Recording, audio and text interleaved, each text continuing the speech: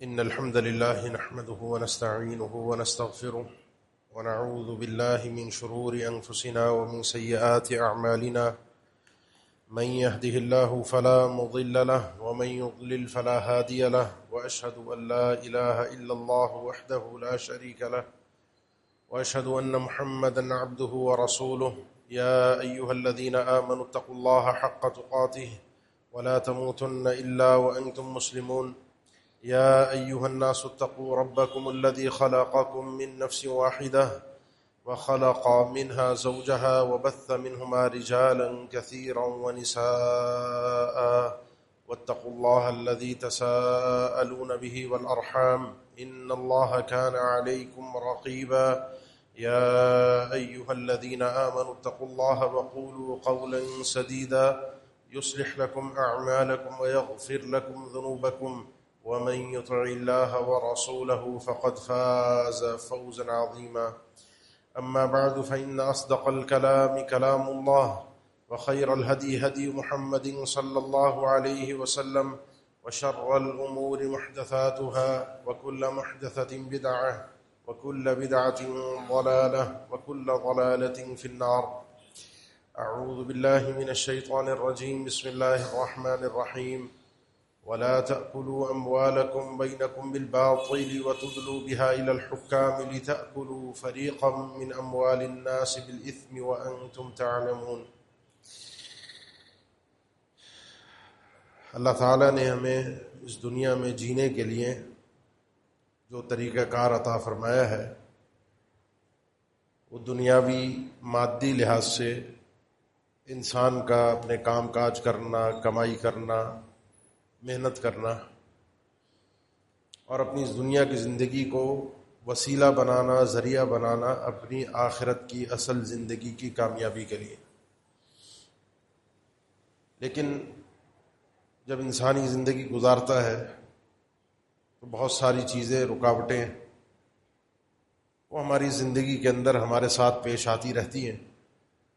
کبھی شیطان ہے، کبھی میرا اپنا نفس اور خواہشات ہے، کبھی معاشرہ ہے، دنیا کے رسم و رواج، طور طریقے ہیں.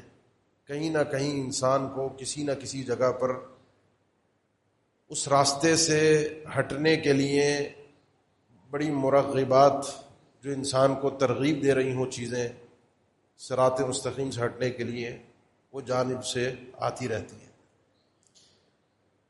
اسی لیے یہ نصیحت کا دروازہ ہے.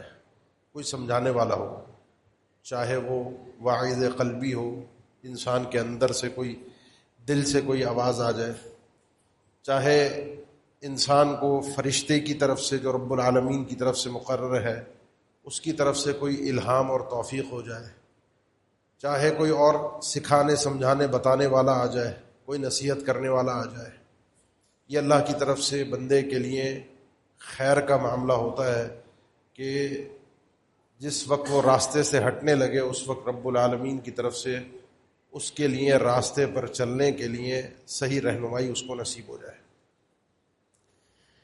ہم جس دنیا میں جی رہے ہیں وہاں پر ایک چلن عام ہو گیا ہے، ایک طریقہ کار عام ہو گیا ہے جس کو عام طور پہ اب گناہ سمجھا ہی نہیں جاتا. وہ گناہ کے کھاتے میں ہے ہی نہیں، اور اس کی وجوہات کیا ہیں ساری چیز ہم نے ذکر کرنی ہے.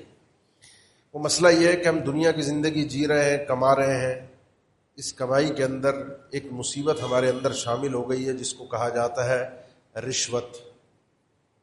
مختلف نام ہیں، مختلف طریقہ کار ہیں. یہ ہماری زندگی کے اندر یہ چیز رچ بس گئی ہے.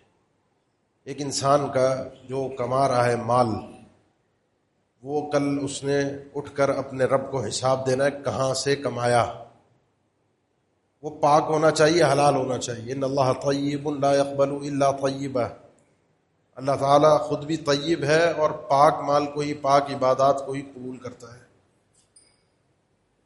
انسان کا مال حرام سے بھی پاک ہو اور ہر قسم کے شبہات سے بھی پاک ہو. مشتبہ مال بھی، مشبوہ مال بھی، حرام سے ملتا جلتا مال بھی اس کے کھاتے میں نہ آئے. بالکل واضح چیز یہ حلال ہے، یہ شریعت نے بتایا ہے، یہ طریقہ درست ہے، میں نے اس طریقے سے کام کیا ہے، میرے لیے کام حلال ہے.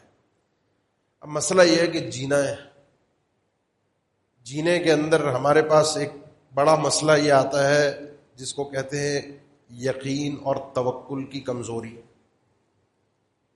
یقین اور توکل کی کمزوری نہیں ملے گا، رہ جائے گا، حاصل نہیں ہو پائے گا. کہاں سے کھاؤں گا، کیسے جیوں گا، بچے ہیں، آگے مسائل ہیں، گھر کے بیسیوں معاملات ہیں، ضروریات ہیں، کیسے پوری ہوں گی؟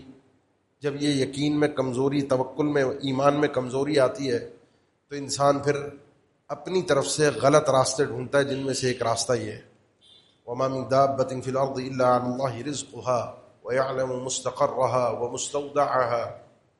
ایک انسان کو یقین ہونا چاہیے کہ زمین پہ معمولی سا رینگنے والا اگر کیڑا بھی ہے، کوئی انسان بھی ہے، کوئی جانور بھی ہے، کوئی بھی چیز زمین کے اوپر ذی روح چلتی گھومتی پھرتی رہتی ہے، اس کا رزق کا بندوبست رب العالمین نے اپنے ذمہ لیا ہے، خود اپنے ذمہ لیا ہے کہ اس کے رزق کا بندوبست میں کروں گا. انسان کو پہلا یہاں سے جو نقطہ کمزوری ہے، جہاں سے انسان بھٹکنا شروع ہوتا ہے، اس توکل کی کمزوری، اس کو پہلے اپنے اندر سے نکالیں، اپنے یقین کو اپنے رب پر مضبوط کریں.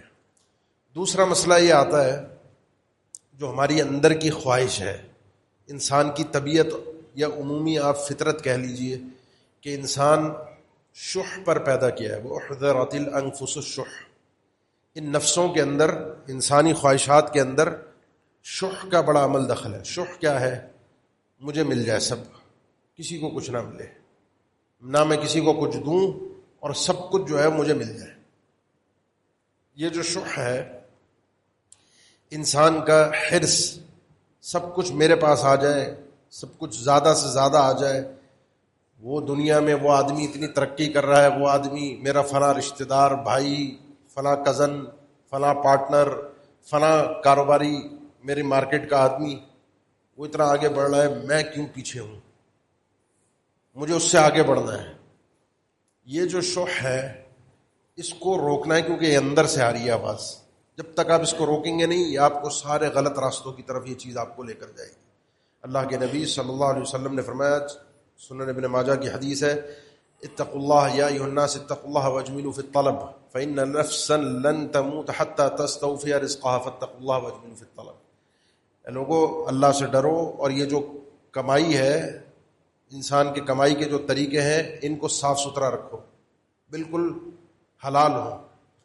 اور یہ بات اپنے ذہن میں بٹھا لو کہ کوئی بھی انسان اس وقت تک مر نہیں سکتا جب تک جو اس کے دانہ نصیب میں لکھا ہے وہ کھا نہ لے. جو پانی کا قطرہ آپ کے حلق سے اترنا ہے، جو دانہ آپ کے حلق سے نیچے جانا ہے، اس کے کھائے پیے بغیر دنیا سے انسان نہیں جا سکتا. یہ بات انسان اپنے ذہن میں بٹھائے. پھر اللہ کے نبی صلی اللہ علیہ وسلم نے فرمایا، دیکھو اللہ سے ڈرنا، جو اپنے کاروبار ہیں، اپنی کمائی ہے، اس کو بالکل حلال اور پاک صاف رکھنا. لہذا اپنا یہ جو مسئلہ ہے لالچ کا، حرص کا، زیادہ کا، شح کا، سب مجھے مل جائے، اس کو انسان اپنے اس اندر کے جانور کو قید کرے. یہ جانور ہے کہ انسان کا جب اس کو آزاد چھوڑتا ہے نا، انسان کا دل چاہتا ہے سب کچھ کھا جاؤں، سب برباد کر دوں، سب میرے پاس ہو، میں دنیا کا امیر ترین آدمی بن جاؤں. یہاں پہ کنٹرول کرنا ضروری ہے. تیسری وجہ میں نے ذکر کیا نا شروع میں، کہ اس راستے پر چلتے ہوئے مختلف راستوں سے، مختلف جگہوں سے، مختلف انداز میں میرے اوپر حملے ہوتے ہیں کہ کسی طریقے سے سیدھے راستے سے جو مجھے جنت تک لے کر جا رہا ہے میں ہٹ جاؤں. اس میں ایک ہے کہ بھائی سب کر رہے ہیں. اب جب ہم یہ پورا، میں آپ میری گفتگو سنیں گے نا، تو اب جو مارکیٹ میں لوگ بیٹھے ہیں، معاشرے میں جو کام کاج کر رہے ہیں، جو دنیا میں لین دین کام کاج ہے، یہ مولوی صاحب ہے، مولوی کو کیا پتہ؟ مولوی کا اپنا چندہ وندے پہ گزارا ہو جاتا ہے. یہ مارکیٹ میں نکلیں تو ان کو پتہ چلے کاروبار کیسے ہوتا ہے، کام کاج تو ایسے ہی ہوتا ہے. سبھی یہ کرتے ہیں، ہم نہیں کریں گے تو ہم تھوڑی آگے بڑھ سکتے. اگر سب یہ کر رہے ہیں نا، تو ایک بات ہمیشہ اپنے ذہن میں رکھیے گا، سب اگر جہنم میں جا رہے ہوئے، پھر میں کہاں جاؤں گا؟ ہے نا، جہنم سے بچنا ہے. سب اگر اپنے رب کو ناراض کر رہے ہیں، اپنے رب کی ناراضگی مول لے رہے ہیں، تو میں بھی انہی کے ساتھ لائن میں لگ جاؤں، اپنے رب کو ناراض کر دوں؟ میرے رب نے اس چیز کو حرام کیا، پورا معاشرہ گند میں اترا ہوا ہے، تو میں اپنی دنیا کمانے کے چکر میں اپنی آخرت کو داؤں پہ نہ لگوں. یہ آیت ہمیشہ قرآن مجید کی آیت ہے، ہمیشہ کبھی بھی ایسے ہو نا کہ کہیں جا رہے ہیں آپ کسی ایسے معاشرے میں، کسی دعوت میں، مارکیٹ میں، کاروبار میں، دنیا کے معاملات میں، سب ایسے کر رہے ہیں اور حرام کام، گناہ کا کام میں نہیں کروں گا تو میں نمایاں پتہ نہیں عجیب نظر آؤں گا، یا پتہ نہیں لوگوں کو، یا میں آگے نہیں بڑھ پاؤں گا، میں ترقی نہیں کر پاؤں گا، میں لوگوں کے ساتھ اٹھ بیٹھ نہیں پاؤں گا، میرے پاس اتنا نہیں ہوگا. تو ہمیشہ اس آیت کو اپنے ذہن میں رکھیے، قُل لَا تُسْأَلُونَ عَمَّا أَجْرَمْنَا وَلَا نُسْأَلُ عَمَّا تَعْمَلُونَ. قُل لَا تُسْأَلُونَ عَمَّا أَجْرَمْنَا، اللہ کے نبی صلی اللہ علیہ وسلم ان سے فرما دیجئے، لا تسألون عما اجرمنا، تم سے ہمارے بارے میں، ہماری غلطیوں کے بارے میں تم سے سوال نہیں ہوگا، ولا نسأل عما تعملون، اور ہم سے تمہارے عمل کے بارے میں سوال نہیں ہوگا، جس کو ہم اردو میں ایک محاورے میں کہتے ہیں کہ ہر انسان کی اپنی اپنی قبر ہوگی، ہر انسان نے اپنا اپنا حساب دینا ہے. معاشرہ اگر سب غلط کر رہا ہے تو اس کا حساب میں نے نہیں دینا، لیکن اگر میں معاشرے کے ساتھ مل جاؤں گا تو میں بھی مجرم ٹھہروں گا. کوئی غلط کر رہا ہے، وہ اپنی جگہ غلط کر رہا ہے، اس نے میرا حساب نہیں دینا، میں نے اس کا حساب نہیں دینا. یہ وہ بنیادیں ہیں جن بنیادوں پر عموماً ہم سیدھے راستے سے ہٹ کر کمائی کے معاملے میں غلط راستوں پر چلے جاتے ہیں. یہ چیزیں ہمیں کھینچ رہی ہوتی ہیں، سب یہ کر رہے ہیں، میرے پاس نہیں ملے گا، میں رہ جاؤں گا پیچھے، میرے پاس سب کچھ ہونا چاہیے، میں کل کیا کھاؤں گا. یقین کی کمزوری، حرص اور لالچ، شح، اور ساتھ ساتھ سارا معاشرہ یہ کر رہا ہے. عمومی طور پہ 3 بنیادیں ہوتی ہیں جو ہمیں راستے سے ہٹاتی ہیں. اس کے بعد پھر آتا ہے یہ ایک اہم مرحلہ ہے. حرام کی تو بہت ساری شکلیں ہیں، لیکن یہ جو مسئلہ ہے رشوت کا، جو ایک ناسور بن چکا ہے ہمارے اس ملک اور خطے کا، خاص طور پر باوجود اس کے کہ ہم مسلمان ہیں.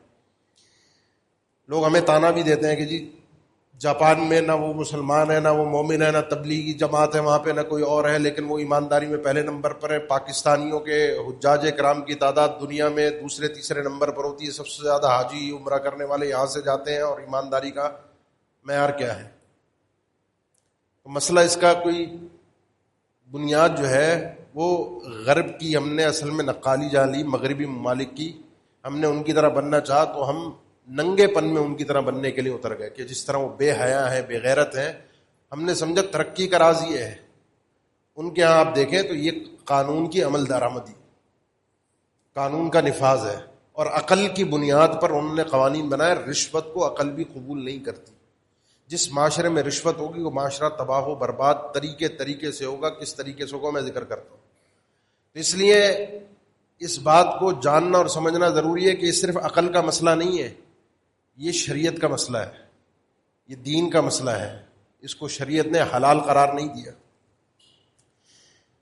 عموماً جو کسی سرکاری عہدے پر ہے، منصب پر ہے، اس نے اپنی ایک روٹین بنا لی ہے کہ مجھ سے کسی نے کوئی کام کروانا ہے، کوئی عام آدمی آ رہا ہے کام کروانے، وہ اپنے کام کے الگ سے پیسے دے گا. وہ جو تنخواہ ونخواہ ہے وہ ہمیں اس کام کی نہیں ملتی. اب اس نے ایک روٹین باندھ لی ہے کہ پیسے دو تو کام ہوگا.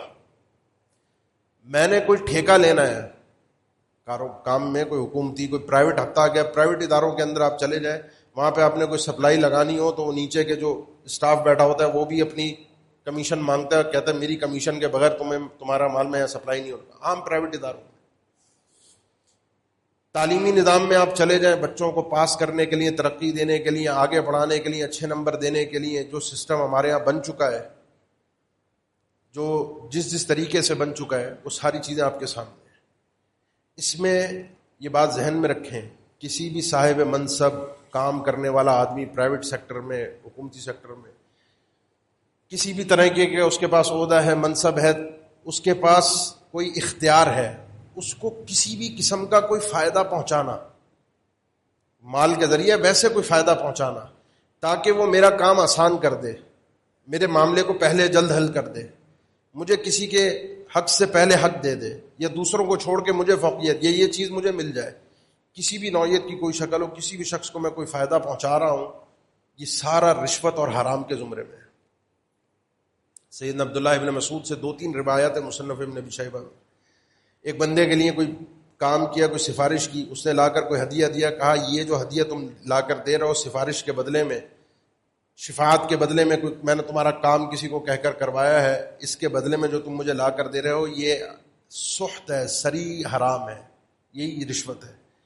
دوسری روایت میں اس کو یہ کہا کہ اگر اس موقع کے علاوہ تم کسی اور موقع پر لا کر مجھے تحفہ دیتے تو میں قبول کرتا، لیکن اس کیفیت کے اندر کہ میں تمہارے کام آیا ہوں، اس کیفیت کے اندر میں تحفہ قبول نہیں کر سکتا، یہ رشوت ہے، یہ حرام ہے۔ کسی شخص کا آپ کوئی کام کریں، کوئی سفارش کریں، کوئی اس کے کام میں ساتھ دے اور پھر وہ آپ کو ہدیہ دے، اس ہدیے کو شریعت کی نظر میں حرام، رشوت کی نظر میں دیکھا گیا کہ یہ ہدیہ نہیں ہے، یہ کام کروانے کے لیے ایک ناجائز راستہ استعمال کیا گیا ہے۔ تو اسی لیے کسی بھی قسم کا کوئی فائدہ جو آپ کسی بھی نام سے کر لیں، وہ رشوت کے نام سے ہو، کمیشن کے نام سے ہو، وہ چائے پانی کے نام سے ہو، وہ دعوت کے نام سے ہو۔ بعض اوقات انسان بڑے لوگوں سے تعلقات بنانے کے لیے، اپنے کام نکلوانے کے لیے، کام سے پہلے ہی ان سے تعلقات بنانے کے لیے ان کے کام آنا، ان کی دعوتیں کرنا، ان کو مختلف ممالک کے ٹرپ کروانا، باہر ادھر ادھر ملکوں میں بھیجنا، جس طرح کہ آپ سنتے ہیں یہ جو ہمارے اطباء کا، ڈاکٹر حضرات کا پیشہ ہے، اس کے اندر جو فارماسیوٹیکل کمپنیز کرتی ہیں ان کو مختلف دنیا کے بھر کے چکر لگوانا، مختلف سہولیات دینا، مختلف کمیشن دینا، یہ سب چیزیں رشوت کے زمرے میں حرام ہیں۔ حرام ایسا ہماری رگوں کے اندر، معاشرے کے اندر رچ بس چکا ہے کہ جس کی ہم فکر ہی نہیں کرتے اور چلے جا رہے ہیں۔ میں بھی اس کے اندر لگا ہوں کہ ٹھیک ہے معاشرہ ایسے ہی ہے، سب یہ کر رہے ہیں، میں نہیں کروں گا تو میں کیسے جیوں گا، میں بھی یہی کروں، اس لیے میں بھی چلا جا رہا ہوں۔ اب یہ جتنی بھی شکلیں ہیں، جس بھی طریقے سے ہو رہا ہے، جس بھی نام سے لیا جا رہا ہے، جس بھی طریقے سے لیا جا رہا ہے، یہ چیز کر کیا رہی ہے؟ یہ چیز کر یہ رہی ہے کہ مجھے ذاتی طور پہ اور معاشرے کو کلی طور پہ یہ نقصان پہنچا رہی ہے۔ ذاتی طور پہ کیسے؟ یہ بات ذہن میں رکھیے کہ انسان ساری رات کھڑا ہو کر، سلف نے ذکر کیا ہے کہ ساری رات کھڑے ہو کے قیام کرتے رہو، تہجد پڑھتے رہو، اور تمہیں یہ نہ پتا ہو کہ جو تمہارے پاس جیب میں مال آ رہا ہے وہ کہاں سے آ رہا ہے، حلال ہے یا حرام ہے، تو تمہارا یہ ساری رات کا قیام، تہجد پڑھنا تمہیں فائدہ نہ دے سکے گا، کیونکہ جب تک یہ لقمہ حلال کا اندر نہیں اترے گا، جب تک بات بنے گی نہیں۔ حرام کا ایک لقمہ بھی چلا گیا، ایک لقمہ بھی، تو معاملہ خطرناک ہو جاتا ہے۔ آپ نے حدیث سن رکھی ہیں، اللہ کے نبی صلی اللہ علیہ وسلم نے فرمایا وہ آدمی جو لمبا سفر کر کے آتا ہے، مٹی میں بال ہوتے ہیں، جسم گرد آلود ہوتا ہے، بڑی ایسی حالت میں آتا ہے کہ جس حالت میں دعائیں قبول ہوتی ہیں، اس میں حالت میں آ کر اللہ کو بڑے خوبصورت نام کا اللہ کے وسیلہ دیتا ہے، یا رب یا رب۔ یہ بڑا جاندار وظیفہ ہے دعاؤں کی قبولیت کا، یا رب کہہ کے اللہ سے مخاطب ہونا، ربی، اے میرے رب۔ لیکن اس کی دعا قبول نہیں ہوتی، وجہ اس کا کھانا پینا پہننا سب حرام کا ہے۔ آپ اور میں لیتے ہوئے دیتے ہوئے عام طور پہ ان چیزوں کا خیال ہی نہیں رکھتے، کیسے آ رہا ہے کیسے جا رہا ہے، بس پیسہ آنا چاہیے کیونکہ میں نے ترقی کرنی ہے، کیونکہ میں نے آگے بڑھنا ہے، میں پیچھے رہ جاؤں گا، معاشرے میں سب کر رہے ہیں، کام ہی اسی طریقے سے ہوتا ہے، میں نے اگر یہ طریقہ کار نہ اپنایا تو میں جی نہیں سکوں گا۔ اس چکر کے اندر میں نے اپنی ساری عبادات کو داؤں پہ لگا دیا۔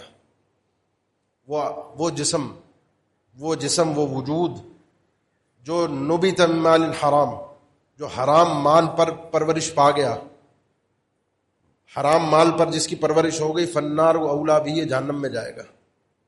حرام مال سے میری ذاتی طور پہ کوئی عبادت قبول نہیں ہوتی۔ وَلَا تَأْكُلُوا أَمْوَالَكُمْ بَيْنَكُمْ بِالْبَاطِلِ وَتُدْلُوا بِهَا إِلَى الْحُكَّامِ، کسی بھی باطل طریقے سے آپس میں ایک دوسرے کا مال، اپنا مال مت کھاؤ اور پھر تم حکام کو رشوت دو تاکہ وہ چیز تمہارے حق میں وہ دے دیں، وہ فیصلہ تمہارے قاضی کو، حاکم کو جا کے رشوت دو کہ یہ مسئلہ ہے، یہ چیز ہے، یہ چیز میرے نام پہ کر دو، یہ فلاں کی چیز ہے، میں نے دعویٰ دائر کیا ہے، چیز میرے نام پہ کر دو۔ حاکم کے، قاضی کے چیز تمہارے نام پر کر دینے سے وہ چیز تمہاری نہیں ہوگی۔ وَأَنْتُمْ تَعْلَمُونَ، تمہیں پتہ ہے کہ یہ چیز میری نہیں ہے، اس طریقے سے مال مت کھاؤ، نہیں تو یہ حرام ہے۔ اور اس کی حرام مال کے کھانے کی شکلیں بہت ہیں، میرا موضوع تو صرف آپ کو یہ بتانے کا ہے کہ کس طریقے سے ہم پیسے کا استعمال کر کے مزید پیسہ بنانے کی کوشش کرتے ہیں، جس کا ذاتی نقصان یہ ہوتا ہے کہ انسان حرام مال کے ذریعے سے جو اس نے کمایا ہے، اس کے ذریعے سے اس کی عبادت کی قبولیت رک جاتی ہے۔ دوسرا ذاتی طور پر نقصان یہ ہوتا ہے کہ دل انسان کا مردہ ہو جاتا ہے۔ حرام مال جب انسان مستقل کمانے لگے، ایسے آپ نے دیکھے ہوں گے حرام خور قسم کے لوگ جو رشوت، جن کا مستقل، جن کی زندگی کا روٹین ہے مستقل لینا دینا رشوت، ان کی شکلوں پہ لعنتیں، لعن اللہ الراشی والمرتشی، سنن ابن ماجہ کی اللہ کے نبی صلی اللہ علیہ وسلم کا فرمان، اللہ کی لعنت ہے، مردود ہے وہ آدمی، اللہ کی رحمت سے دور ہے جو رشوت لیتا ہے اور دیتا ہے۔ ان کی شکلوں پہ لعنتیں آپ دیکھا کریں۔ دل ان کے کس قدر مردہ ہیں، اس قدر مردہ ہیں کہ نہ کوئی نیکی کی بات اثر کرتی ہے، نہ کوئی برائی، نہ اچھائی، ان کو کچھ نہیں پتا، دنیا کے اندر اندھے ہو چکے ہیں، صرف مال۔ یہ انسان کے اوپر ایک لعنت ہے، ایک انسان کے اوپر اللہ کی رحمت سے دوری ہے کہ انسان کا دل مردہ ہو چکا ہے، نہ اس کو اچھائی اچھائی سمجھ میں آتی ہے، نہ برائی برائی سمجھ میں آتی ہے۔ اس سے بڑی اور کیا انسان کے لیے سزا ہوگی کہ اس دنیا میں رہتے ہوئے انسان اللہ کی رحمت سے دور ہو جائے۔ باقی رہی بات معاشرے کی، ہم یہ سمجھتے ہیں کوئی ذاتی رشوت میرا ذاتی معاملہ ہے، میں نے دے دی، میں نے لے لی، میں نے کر لیا، میرا ہو گیا کام، میرا کام ہو گیا، میں نکل گیا۔ اس کے نقصانات معاشرے پر کس طریقے سے مرتب ہوتے ہیں اس کو ہم جانتے ہی نہیں۔ یہ کتنے ہم جو اس شہر کے لوگ ہیں، یہ سڑکوں پہ ہم کیوں رو رہے ہوتے ہیں؟ ہر تھوڑے عرصے بعد سڑک بنتی ہے، ٹوٹ جاتی ہے۔ یہ ٹھیکے کیسے ملتے ہیں آپ بھی جانتے ہیں، میں بھی جانتا ہوں۔ اس کے بعد یہ نتیجہ کیوں نکلتا ہے؟ سڑکیں دنیا میں بھی بنتی ہیں، یہاں بھی بنتی ہیں، یہاں ٹوٹ جاتی ہیں، 2-4 مہینے بھی نہیں چل پاتی، دنیا میں بنتی ہیں سالہ سال چلتی ہیں۔ چیز وہی ہے، کام کرنے والے وہی ہیں۔ مسئلہ یہ ہے کہ یہاں پہ جو ہمارے یہاں جو سسٹم بنا ہوا ہے، اس سسٹم نے ہمیں اس کام پر مجبور کیا ہے کہ ناقص کام کرو، جس کے اثرات پورے معاشرے پر مرتب ہوتے ہیں۔ بڑی بڑی تعمیرات ہوتی ہیں، پل بنتے ہیں، مختلف چیزیں ہوتی ہیں، بڑے بڑے حادثات کا چیزیں سبب بن سکتی ہیں جس میں ناقص مٹیریل اس رشوت کی وجہ سے استعمال کیا جاتا ہے۔ یہ ذاتی مسئلہ نہیں ہے، کسی کو رشوت دے کر پاس کر دیا گیا، اس کو ڈگری دے دی گئی اور ایسا ہو رہا ہے۔ اب تو ایسی شکلیں سامنے آ رہی ہیں کہ MBBS ڈاکٹر تک وہ رشوت کے اوپر بن کر آ کے ڈاکٹر بن کے بیٹھے ہیں۔ اب وہ کیا علاج کرے گا؟ انسان کی زندگیوں سے کھیل رہا ہے۔ کہاں کہاں میں آپ کو بتاؤں کہ اس کے اثرات پورے معاشرے پر کس طریقے سے مرتب ہو رہے ہیں۔ کوئی کاروباری لین دین کے اندر رشوت کے معاملات کر کے جو کام کیا جاتا ہے وہ آپ کیا سمجھتے ہیں؟ فردی رشوت ہے۔ یہ چھوٹی چھوٹی گاڑیوں والوں سے جو اپنا سامان ادھر سے ادھر لے جا رہے ہوتے ہیں، جو ٹھیلا لگا رہا ہے، کوئی کچھ کر رہا ہے، غلط یا صحیح ہے الگ بات ہے، لیکن وہ جو رشوت دے رہا ہے اور جو رشوت دی جا رہی ہے، وہ پیسے اس کاروبار کے اندر شامل ہو کر مہنگائی کی صورت میں مجھے اور آپ کو بھرنے پڑتے ہیں۔ کوئی بھی شخص اپنی جیب سے پیسے نہیں بھرتا رشوت کے۔ جو بھی کاروباری آدمی رشوت دے کر اپنا کام کرتا ہے، وہ اس پیسے کو جو رشوت کے اوپر گئے اس کو اپنی اصل کام کاج کی، اپنی اصل مال کی کاسٹ کے اندر شامل کرتا ہے اور پھر وہ لوگوں سے وصول کرتا ہے۔ تو یہ ذاتی اس کا نقصان نہیں ہے، اس کا نقصان پورے معاشرے پر مرتب ہوتا ہے۔ پورا معاشرہ اس کی لپیٹ میں آتا ہے، اور جس طریقے سے ہم آئے ہوئے ہیں، ہوش ہی نہیں ہے، پرواہ نہیں ہے، سب کیے جا رہے ہیں۔ اب آخر میں آپ سے صرف 2 باتیں کرنی ہیں۔ پہلی بات یہ ہے کہ یہاں سے اٹھنے سے پہلے اپنے آپ کے بارے میں سوچ کر اٹھیے گا۔ توبہ آپ نے کرنی ہے، معاشرہ کرتا ہے نہیں کرتا یہ بات کی بات ہے۔ میں معاشرے کا ذمہ دار نہیں ہوں۔ قل لا تسألون عما اجرمنا ولا نسأل عما تعملون، جو آیت میں نے خطبے میں پیش کری، کہ میں کیا کر رہا ہوں اس کا آپ سے سوال نہیں ہوگا، آپ کیا کر رہے ہیں اس کا مجھ سے سوال نہیں ہوگا۔ اس لیے پہلی ذمہ داری یہ ہے کہ میں یہاں کے جانے سے پہلے یہ سوچ کر اٹھوں کہ میں نے کیا کرنا ہے، میں نے اپنے مال کو خاص طور پر اس رشوت کے مسئلے سے کیسے پاک کرنا ہے، میری توبہ کیسے ہوگی۔ اس کے لیے بہت ضروری ہے کہ وہ جو شروع میں نے 3 باتیں ذکر کی تھیں، یقین کی کمزوری، حرص، اور سب لوگ کر رہے ہیں میں پیچھے رہ جاؤں گا، ان 3 چیزوں کے اندر اپنا علاج کیجئے۔ عبداللہ بن رواحہ رضی اللہ تعالیٰ عنہ خیبر گئے، خیبر میں یہودی تھے، اور وہاں پر گئے، ساری ان کی زمین کے اناج کا جزیہ ان پر مقرر تھا، دیگر ان کے جو مسلمانوں کی زمینیں مقرر تھیں، ان کے سارے معاملات دیکھنے کے لیے اللہ کے نبی صلی اللہ علیہ وسلم نے ان کو بھیجا۔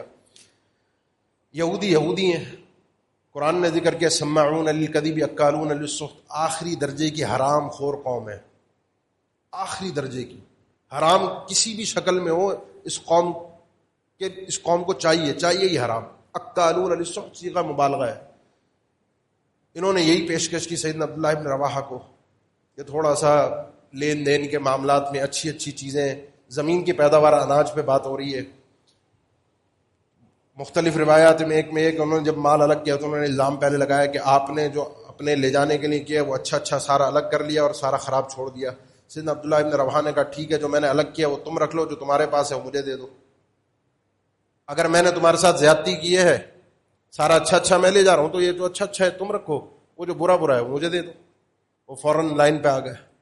پھر ان کو پیشکش کی کہ آپ کے لیے ہم ہدیے کا بندوبست کرتے ہیں, آپ کے لیے تحفہ ہے, یہ ہے. تو انہوں نے دو باتیں کہی. ایک بات تو یہ کہ کہا کہ تم قوم مجرم قوم ہو, دشمن ہو اللہ کے, اللہ کے رسول کے, لیکن یہ بات بھی مجھے اس بات پر نہیں ابھارتی کہ میں تمہارے ساتھ کوئی ظلم کروں. باوجود اس کے کہ تم اللہ کے دین کے دشمن ہو, لیکن پھر بھی میں تمہارے ساتھ انصاف سے کام کروں گا. اور یہ جو تم مجھے دینے کی پیشکش کوشش کر رہے ہو, یہ سری حرام ہے, سری رشوت ہے. پھر بول اٹھے کمبخت یہودی کہ بہذا قامت السماوات والارض, یہی وہ عدل انصاف ہے, یہ وہ نظام ہے جس سے آسمان اور زمین کا سسٹم قائم ہے, اسی سے رحمتیں اور برکتیں چلتی ہیں. یہ ایک آدمی کا سدھرنا جو ہے نا, ایک آدمی کا سدھرنا یہ معاشرے میں بڑی خیر و برکت لاتا ہے. وہ ایک آدمی میں بھی ہو سکتا ہوں.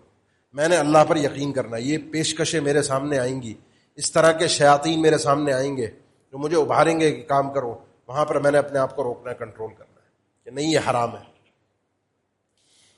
مشہور واقعہ جو سنن نبی داؤد میں اللہ کے نبی صلی اللہ علیہ وسلم نے جب ایک زکوٰۃ جمع کرنے کے لیے بنی اسد کے ایک آدمی کو بھیجا, واپس آیا, اس نے آ کر کہا اللہ کے نبی یہ تو ان لوگوں نے دیا زکوٰۃ کا مال اور یہ انہوں نے مجھے دیا ہدیہ. اللہ کے نبی صلی اللہ علیہ وسلم بڑے غضبناک ہو گئے, کیونکہ یہ معاملہ رشوت کا ایسا سری دروازہ کھول رہا تھا جس نے معاشرے کو تباہ کرنا تھا.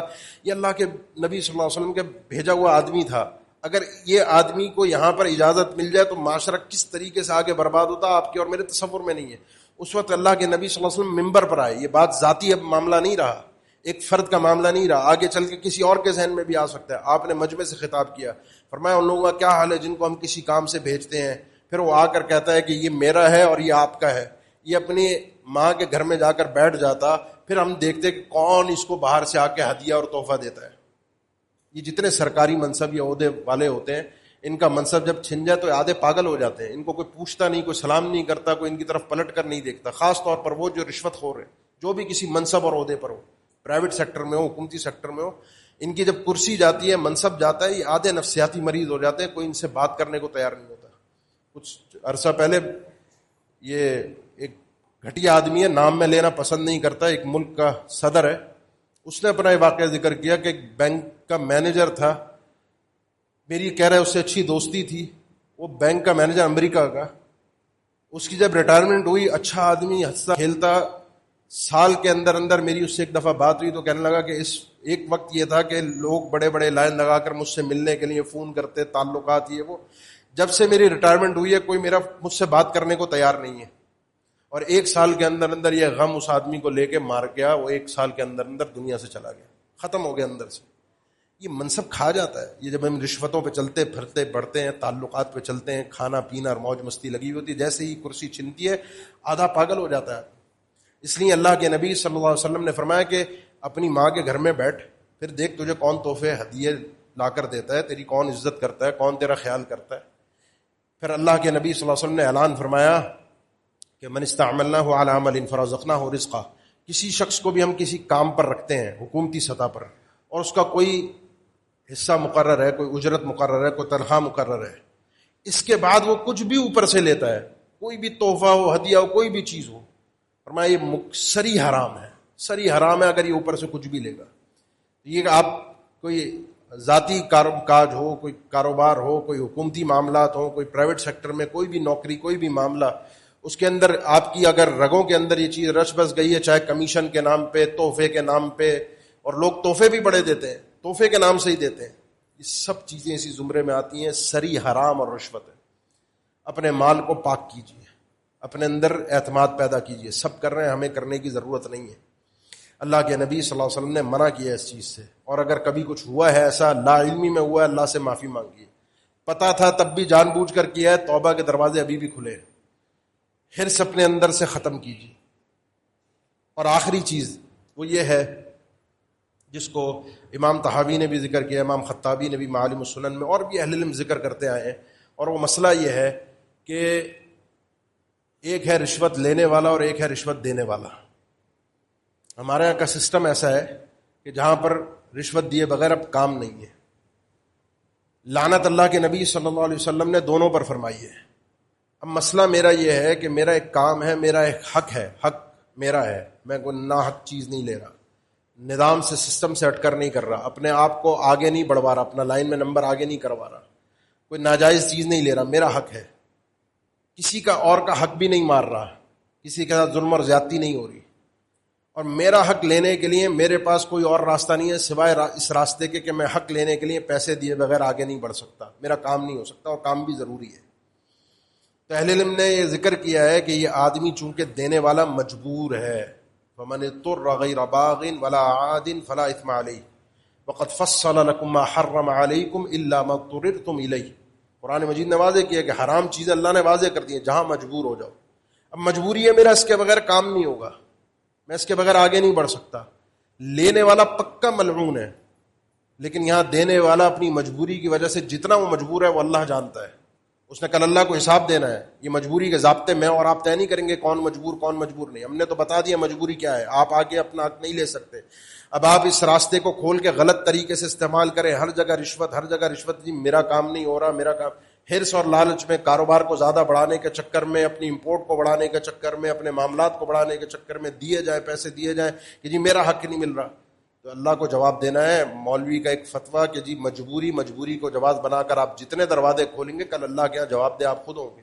انسان اتنا عقل و شعور رکھتا ہے کہ کہاں وہ مجبور ہے اور کہاں وہ مجبور نہیں ہے۔ مجبوری یہ ہے کہ انسان آگے جی نہیں سکتا، اس کا معاملہ چل ہی نہیں سکتا، آگے وہ رہ نہیں پائے گا، اس کا کام بن ہی نہیں پائے گا، یہ مجبوری ہوتی ہے۔ باقی اضافی مال پہ مال بنائے جانا، مال پہ مال بنائے جانا، یہ مجبوری نہیں ہوتی۔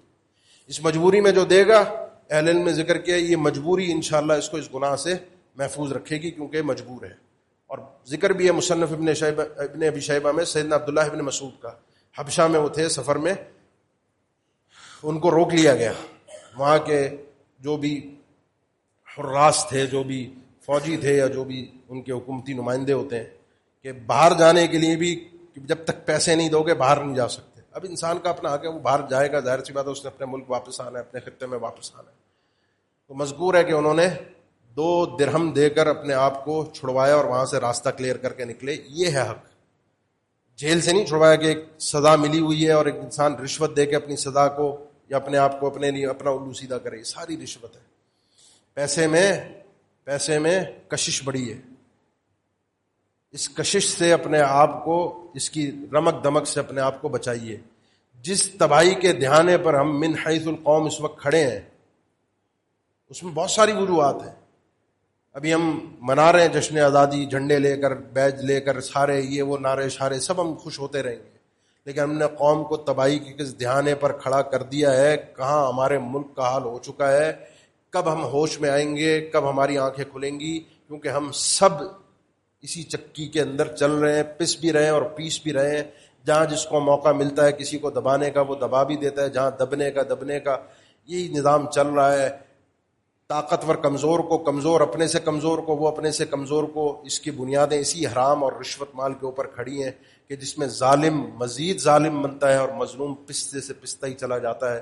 اقول قولی ھذا واستغفر اللہ لی ولکم وآخر دعوانا الحمد للہ رب العالمین۔ ان الحمد للہ نحمده ونستعینه ونستغفره ونعوذ باللہ من شرور انفسنا ومن سیئات اعمالنا من يهده الله فلا مضل له ومن يضلل فلا هادي له واشهد ان لا اله الا الله وحده لا شريك له واشهد ان محمدا عبده ورسوله اللهم صل على محمد وعلى ال محمد كما صليت على ابراهيم وعلى ال ابراهيم انك حميد مجيد اللهم بارك على محمد وعلى ال محمد كما باركت على ابراهيم وعلى ال ابراهيم انك حميد مجيد۔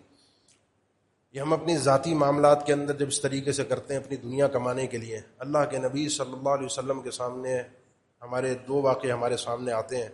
ایک خیبر کے موقع پر ایک جہاد میں شریک آدمی نے جو شہید بھی ہوا، چادر چرائی تھی، اور دوسرے واقعے کے اندر اسی طرح ایک آدمی کے پاس سے ایک ایسی چیز ملی، خیانت کی، یہودیوں کے مال میں سے تھا، وہ بھی جہاد میں شریک، جو 2 درہم کے اس کی قیمت تھی۔ اللہ کے نبی صلی اللہ علیہ وسلم نے اس آدمی کا تو جنازہ پڑھانے سے منع کر دیا کہ میں اس کا جنازہ نہیں پڑھاؤں گا، اور دوسرے آدمی کے بارے میں فرمایا کہ یہ جو چادر اس نے مال غنیمت تقسیم، حالانکہ وہ مال غنیمت انہی مجاہدین کا تھا، بس اس نے تقسیم سے پہلے نکال لیا، اس کا حصہ بھی مقرر نہیں ہوا تھا، یہ جو اس نے پہلے لے لیا یہ آگ کی چادر بن کے اس کے گرد لپٹی ہوئی ہے۔ یہ ہے وہ لوگ جنہوں نے دین کی خدمت کی تھی، یہ اس مسئلے کو اتنا ہلکا مت لیجئے گا کہ نہیں نکل جائیں گے، بخش دیے جائیں گے، معاف ہو جائے گا، صدقہ اور خیرات کر لیں گے، آخری عمر میں آ کے توبہ شوبہ کر لیں گے، نکل جائیں گے. یہ اتنا ہلکا اور اتنا عام مسئلہ نہیں ہے. اس میں سارے حقوق العباد شامل ہیں، اور مسئلہ بڑا خطرناک اور گمبھیر ہوگا، بڑا پریشان کن ہوگا. آپ کی آخرت ہے، آپ کا حساب ہے، آپ کا نام اعمال ہے. آپ کے لیے دونوں راستے کھلے ہیں. انا ہدیناہ السبیل اما شاکرا و اما کفورا. یہ راستہ جنت کی طرف جا رہا ہے، جہنم کی طرف آپ خود تعین کریں گے. دنیا بھیڑ جہنم میں جا رہی ہے اور میں بھی ساتھ چلا جاؤں تو اس سے بڑا خسارے کا اور کوئی اور سودا نہیں ہوگا. میں نے جنت سے کم قیمت پر اپنے نفس کو راضی نہیں کرنا. اللہ ہم سب کو ہدایت بھی دے، عافیت بھی دے، ہم پر اپنا رحم و کرم بھی فرما دے. ہمارے جو مسلمان جو لوگ ہیں، ہمارے اندر جو یہ برائیاں اور یہ بیماریاں ہمارے اندر شامل ہیں، جس بیماری نے ہم کو تباہ و برباد کر کے رکھ دیا ہے، خاص طور پر یہ کرپشن کی اور رشوت کی بیماری، اللہ تعالی ہم سب کو اس سے محفوظ فرما لے. عباد اللہ ان اللہ یأمر بالعدل والإحسان وإيتاء ذی القربى وینہی عن الفحشاء والمنکر والبغی یعظکم لعلکم تذکرون. فاذکروا اللہ الجلیل یذکرکم واشکروه علی آلائہ ونعمہ یزدکم ولذکر اللہ اکبر واللہ یعلم ما تصنعون.